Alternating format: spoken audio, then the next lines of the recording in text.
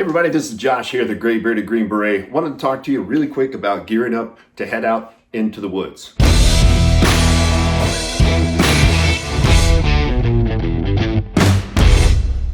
If you want to get a copy of this packing list in PDF form, make sure you click the link down in the description and I'll get that out to you. No matter what type of wilderness you take yourself out into, your needs are the same. You have to have first aid for any life-threatening injuries. You have to take care of that. You also need to maintain your core body temperature. That's a result of your clothing choices, your fire, and your ability to make shelter. You also need to hydrate, you need to consume calories, and you need to rest. All of those are your immediate human needs. You also need to think about some things that are kind of preventative needs to prevent you from becoming lost, to prevent you from ending up in some sort of emergency. That's where your ability to navigate comes in, and your ability to signal if you can't navigate and find your way out. Then of course, supplemental needs that you have are tools. Tools facilitate all the other necessities that you have. So with that in mind, anytime I'm going out into the field, that's what I'm thinking of when I'm trying to put my kits together. I put kits, resources together to provide for those needs, and that's how I pack every bag regardless of where I'm going. If I'm going to the forest, if I'm going to the desert, in the wintertime, in the summertime, doesn't matter. The same way I pack my go bags, everything is just the 8 essential kits. I've got a fire kit, I've got a shelter kit, I've got a water kit, a food kit. I've also got a navigation kit, a signal kit, a first aid kit, and of course I've got some tools and a way to maintain those tools. So that's how I pack every single bag. So I want to show you what I pack for a trip heading out into the woods. Now, when I'm thinking about a fire kit, what I'm thinking about is 4 different things. I'm thinking about ignition sources, I'm thinking about emergency tinder resources, I'm thinking about a way to collect natural tinder as soon as I hit the wood line, and I'm also thinking about a way to set myself up for success for every follow-on fire after my first one. So let's start with those ignition sources. What I like to think of are emergency ignition sources, which in this case is the normal Bic lighter and some windproof, stormproof matches. I call this an emergency ignition source, or a convenience, really, if you want to think of it that way. These are the most limited out of all of the resources that I'm carrying as far as ignition sources. I'm also carrying a ferrocerium rod and a magnifying lens. So why carry all 4? Well, like I said, these are emergency ignition sources. They're sure flame. I like to carry at least one open flame ignition source for those emergencies, and I like to carry a different type of open flame ignition source that performs differently than this one does. It would also perform better in certain conditions that this one's not going to do all that well in, because this is my emergency and my emergency backup. These are the life-saving items that I'm carrying. Or I might just use those out of convenience if I want to, but they are the most limited that I have. The next 2 ignition sources are a ferrocerium rod and a magnifying lens, okay? How do I decide which one of those I'm going to use? Well, one, it needs to not be an emergency. I'm not going to use either of these in an emergency. When I have that open flame emergency plus a backup open flame emergency, I'm going to use these for my everyday fires, non-emergent, not a big deal. If the sun is out, I'm going to use this magnifying lens. It's a pretty big one. I'm going to show you this one real quick. Pretty good sized magnifying lens. Gathers a lot of light, focuses it really well. You can get a fire going with minimal effort if the sun is shining, with minimal effort in as little as 30 seconds. If the sun is not shining, I'm going to use the ferrocerium rod, because this isn't susceptible to rain, this isn't susceptible to wind, doesn't matter if it's wet. It's just a really, really durable ignition source that I can count on, rain or shine. Now, as far as emergency tinder resources, those are something I want to have. Like, as soon as I hit the wood line, of course I'm going to start gathering natural tinder, but sometimes something happens and I'm limited to what I have in my pockets, in my backpack, on my person. If I had to just choose one, GB2 tinder tabs for sure would be my favorite one. They've been my favorite forever. You've seen them in all my videos in the past. But these are essentially what we used in the military. It's just a compressed cotton braid that's been treated. So you just pull that apart, fluff it up like so, and you're ready to go. You could hit that with pretty much any one of your ignition sources except for solar. You could even use a lighter that's out of fuel to get this going really quick. So really good resource to have. So I like to have a tin full of those, and of course I can use that tin for charring material for my follow-on fire, so it's kind of a backup to that. So I'm not leaving home without these. Small, compact, fits in your belt pouch, fits in your pocket. Definitely recommend these. If I'm going to an area that doesn't have fatwood, which is a natural resource that I can use, then I'm going to do one of 2 things. I'm either going to carry some fatwood sticks, and this is the loaded fatwood pouch It's got large sticks of fatwood and plenty of them. And then if I don't feel like messing with that, this is a little more convenient. This is actually fatwood shavings where it's already shaved down. I like these for kids most of all because that's one less thing that they got to get their knife out to use if they should find themselves in some sort of emergency, and relying on this tinder. And this does work when it's wet, so I do consider this an emergency tinder resource, but it's also a natural tinder resource. So you probably don't need to carry it with you if you're in an area where this is really abundant, like the Southeast. But up here in the Northeast, it's not very abundant. A lot of places out west, it's not very abundant. So those are the times that I'm going to be carrying that resource with me, so I can pull it out and use it when I need it. And of course, as soon as I get to the wood line, I'm going to pull out my tinder pouch and I'm going to start collecting natural tinder as I see it. That's one resource I will never pass up. Never pass up a natural tinder resource, because you can use that to get the fire whenever you need it. You don't know what you're going to have when you get to your campsite. You don't know what you're going to have when you run into some type of emergency. You only know what's in front of you. When it comes to tinder, that's going to be something that's a little more challenging to find than your other types of fuel, like your kindling or your sustaining fuel. So you never pass that resource. Recommend a good tinder pouch. This is the GB2 waxed canvas tinder pouch, and this is just a roll top. You can fill it up, roll it down, tie it secure, keeps everything nice and dry and ready for when you need it. And of course, with that first fire, I want to set myself up for every following fire after that. All of my follow-on fires are going to come from charred natural material. So I carry a charring and storage tin so that I can make that happen with that first fire. So always have a charring and storage tin in your kit. Highly recommend. When I'm putting together my shelter kit, I'm thinking about three things. I need something to sleep under, something to sleep on, and something to sleep in. When it comes to something to sleep under, what I like to use personally is my TENTSMITHS oilskin tarp. This is an 8 foot by 8 foot tarp. A lot of different tarp configurations that I can put this in, because there's a plethora of grommets. A lot of different ways you can set this up. So this is my favorite tarp for sure. Something to sleep on, I like to use the GB2 bed sleeve. This is a really versatile piece of kit. You can use it as a browse bed. You can also make a raised bed out of this, and you can also improvise a hammock out of this. So no matter what the conditions are, where I get to where I want to set up camp, I can set this up in a variety of different ways, make sure I get a good night's sleep. As far as something to sleep in, I personally like to use a wool blanket, because there's a lot of different ways that I can get in this and get warm. So that's my personal preference. They're a little bit heavier than a lot of the other options. They are bulky, but so are sleeping bags in my opinion. And you know, I'm not a small guy, so crawling into a little tiny sleeping bag and being confined is not my idea of comfort. I like to have the wool blanket. I just think it's a lot more versatile. That might not be the way you like to go. What I will say is, you know, oilskin, wool blankets, that's all traditional gear. That may not be the way you like to do things. There are a number of lighter options that you could use. Instead of an oilskin tarp, you could choose to take a poncho. This gives you the versatility of being used as your rain gear. You can also set this up in a shelter. I got plenty of videos on that. So that may be a lightweight alternative to that oilskin tarp. Maybe you don't want to use a wool blanket, so I recommend a whoopee. You know, this is a military poncho liner.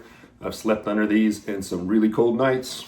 So also an option, a lot more packable and a lot lighter than a wool blanket. So that may be something that you're interested in. Now, when I'm thinking about water, I'm thinking about, one, where to find it. But when I do find it, I need to have some sort of container to put it in, and I also need to make it safe to drink. So that's what I'm thinking about when I'm putting this kit together. So what I like to have is a way to carry that bottle on the outside. I can quickly take a drink without taking it out if I need to. But I have a single-walled stainless steel container on the inside, and this is just the toggle to pull it out of the fire. But this is by Clean Canteen. This is a 40 ounce. I prefer that capacity because I don't use water purification tabs. I'm either disinfecting this thermally, which this gives me the ability to do, or I'm using a GRAYL. The GRAYL is great. It's got its own container. I can use this to filter until this is full, and then I can leave this container full after it's filtered as well. Now I've got 2 water bottles. This is just the way I like to roll. What I also like to have in my water kit is a GP cloth. And I'm saying that it's in my water kit because that's the first thing I think of using it as, is a pre-filter for that water to get kind of the big stuff out of it so that it doesn't clog my filter as quickly.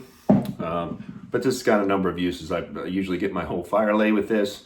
I can use it for a shade. It's got a ton of different uses. Just a 5 foot by 5 foot cotton cloth. This one's really dirty. You can tell I use this one every day. But anyway, GP cloth along with my water bottle in the carrier and a GRAYL, and I'm all set for water. As far as food goes, as far as my food kit goes, what I like to have is some sort of bush pot with a lid. I like to have some sort of small stove, and of course a spoon so that I can eat. I just use this to cook in and I eat right out of it, cook it over the campfire. That's the way to go. My particular one that I usually carry is a stainless steel model bush pot. I could also use this to make my coffee in the morning. There's a lot of things I can do with it. It's a very versatile pot. It's really well made. So this is a KESSEL pot. Mine's in stainless. They also come in titanium, which this one is, but you can see this one's still in the case. It's got a really nice waxed canvas case. So a lot of times you'll get a bush pot or you'll get, you know, a water bottle and it just has a cheap carrier. And I just think that's just, come on, man. Like I need a good way to carry it, not something that's going to fall apart and leave the important part out in the forest somewhere. So waxed canvas, really nice, really durable containers. This one's titanium inside here. This is waxed canvas with titanium pot inside it. This is the stainless pot that I've got out just to show you. They're both the same, just one's lighter than the other. So whatever one you want to go, depending on how weight conscious you are really. Then as far as the stove, this one's put together. This is a titanium version. Super lightweight. And then I've also got a stainless steel version that's in here. I just want to show you how small that packs. And it's also got a nice waxed canvas pouch that it fits in. So can't go wrong with either. One weighs more than the other. It's your choice, whichever one you want to carry. Don't forget your spoon, otherwise you got to make chopsticks, which is also fun to do, but sometimes you just need a spoon. All right, now let's talk about those preventative needs that you have to take care of. You need to pack resources for those things as well. First aid for life threats is the most important thing you got to handle if you have one. If you don't, first aid for routine injuries is still nice to be able to handle. So for my first aid kit, at a minimum, I'm always going to be carrying something for a bleeder kit because that's the most dangerous thing I'm going to run into in the backcountry most of the time is a bleed, a life-threatening bleed. That's the most time sensitive. That's the one I got to take care of. All right, so I'm always going to carry a cat tourniquet. I've also got some wound packing gauze, and I've got a trauma dressing. That's my bare minimum bleeder kit that I always have with me all the time. When you're going out into the woods, you're going out into the forest, you're either hunting or trapping, doing something with firearms, running around with sharp objects, well, you shouldn't be running, walking around with sharp objects like knives and axes. Like a lot of things can happen, so it's best to be prepared. Don't improvise when it comes to something like a life-threatening bleed. Have the resources you need to take care of that. Get yourself back to safety and live to go out into the woods another day. In addition, hypothermia management, I'll also keep an emergency blanket. I can supplement my shelter kit with this emergency blanket and get some of that reflection down when it's really cold and just make my shelter kit that much better. So good resource to have. As far as navigating goes, I like to have a means of navigating from point A to point B really, really efficiently. If you never get lost, you're never in an emergency, you can always find your way back out. So I like to facilitate that by having a compass. I like this particular compass. It's a Sun 2 MC2. And I've also got some pace beads to keep track of how far I've walked. So definitely essential in the nav kit. I also need a way, I don't know if you guys can even see that.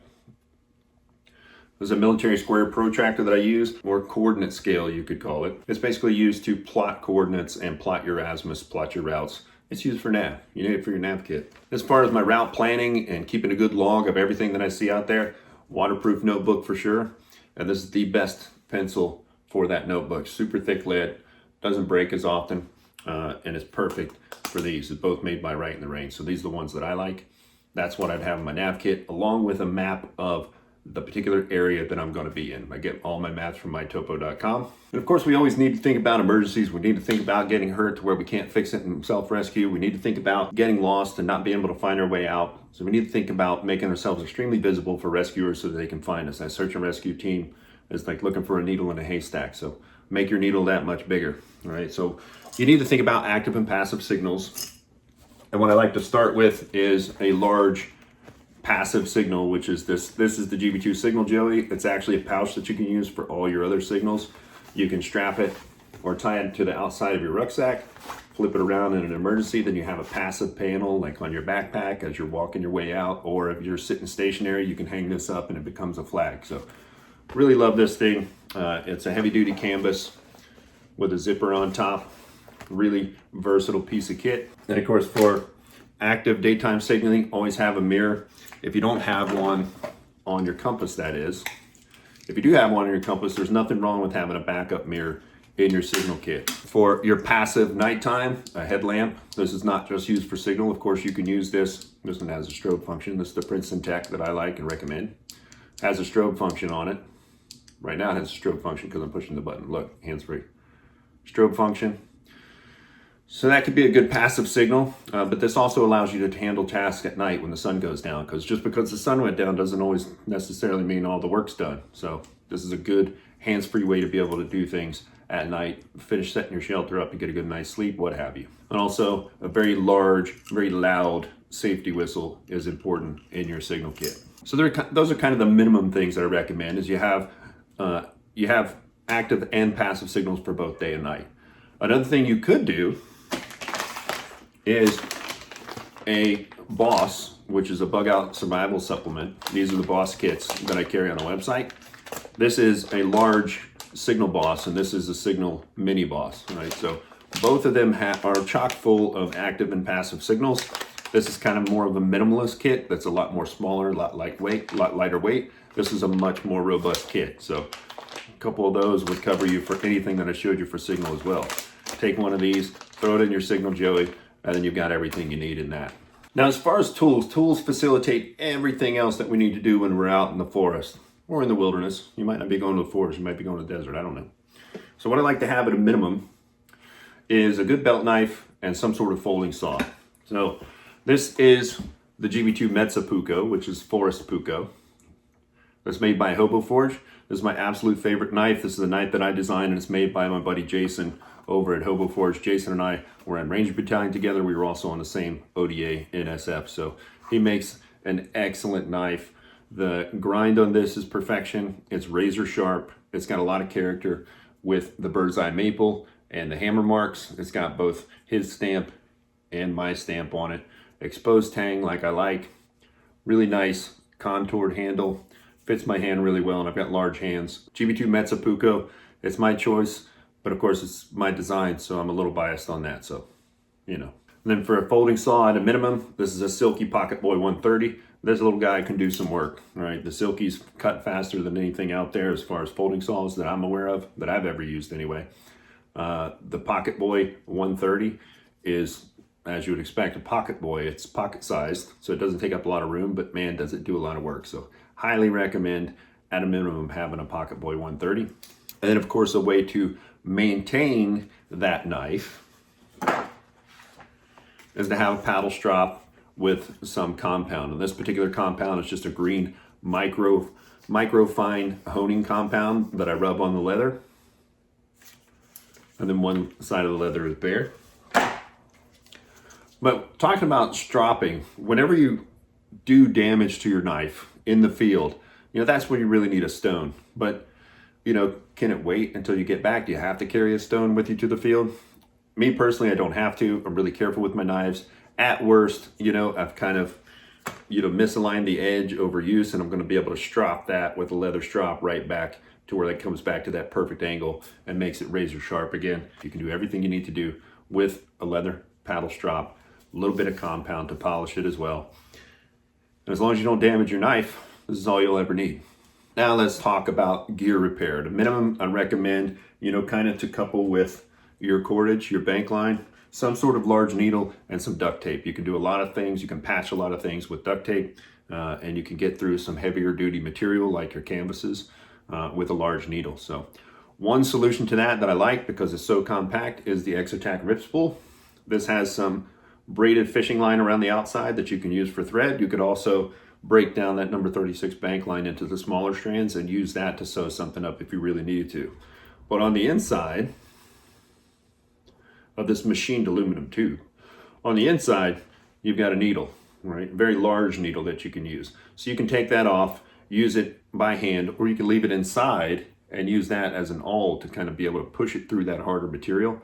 Really high-speed piece of equipment right here. It's basically like a SAMI repair kit where they made it in the bone with the needles and thread inside it, but this is machined aluminum. And then the outside has got duct tape wrapped around that. So really versatile, really small, compact repair kit that you can get a lot of things done with in a really tiny package. So really like that. Now, as far as carrying your gear, most of the time what you'll see me using is this Valraven. This is a stubbing pack.